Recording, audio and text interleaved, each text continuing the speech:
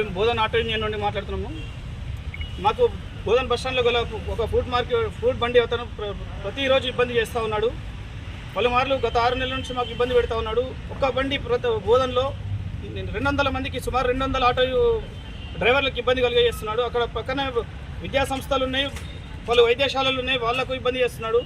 రాంగా పొంగా అందరికీ ఇబ్బంది చేస్తూ ఇట్లా ట్రాఫిక్ జామ్లు చేయడం జరుగుతుంది. ఇతనికి ఎంత చెప్పినా కూడా చూడండి సార్, మీరు ఈ విధంగా చేస్తూ ఉన్నాడు. రోడ్డు జామ్ చేయడము, ప్రతి ఒక్క డ్రైవర్కి ఇబ్బంది పెట్టడము, ఏమనంటే మేము ఎంఏఎం లీడర్లము, మేము అది ఇది అని చెప్పేసి చేస్తున్నాడు. మాకు వాళ్ళు తెలుసు వీళ్ళు తెలుసు అని గతంలో కూడా మేము సిఎస్ఆర్కు విన్నవించినాము. చెప్పినా కూడా మా కక్షాధారిగా చేసి మా యూనియన్ మీద కానీ మా యూనియన్ లీడర్ల మీద కానీ కక్ష సాధింపు లెక్కలు చేస్తూ కంప్లైంట్లు కేసులు పెట్టడం జరుగుతోంది.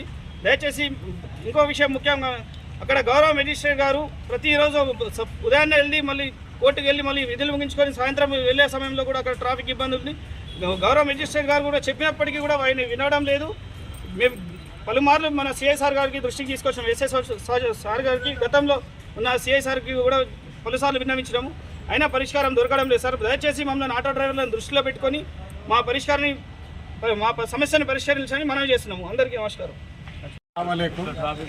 ये बोधन नया बस स्टैंड ऑटो यूनियन है और वहाँ पर एक बंडी वाला इतना सता रहा, एक बंडी वाला इतना सता रहा, कहीं बोल रहा कि मैं गाड़ी पलटा दे के जाके टाउन में बोल दे तू। हमेशा 6 महीने से यही है उसका प्रॉब्लम।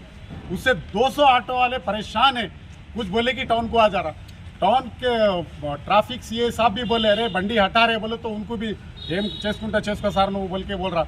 वहाँ से मजिस्ट्रेट साहब की गाड़ी भी जाती, मजिस्ट्रेट साहब की गाड़ी जा रही, मजिस्ट्रेट साहब भी बोल रहे मतलब का यहाँ पर क्या है बोल के ट्रैफिक पुलिस वाले को बोल रहे, तो ट्रैफक पुलिस वाला भी अगर जाके बोल रहा तो यही बोल रहा ఏమైనా చేసుకోండి సార్ बोल रहा हूँ, इतना क्लियर कट बोल रहा हूँ।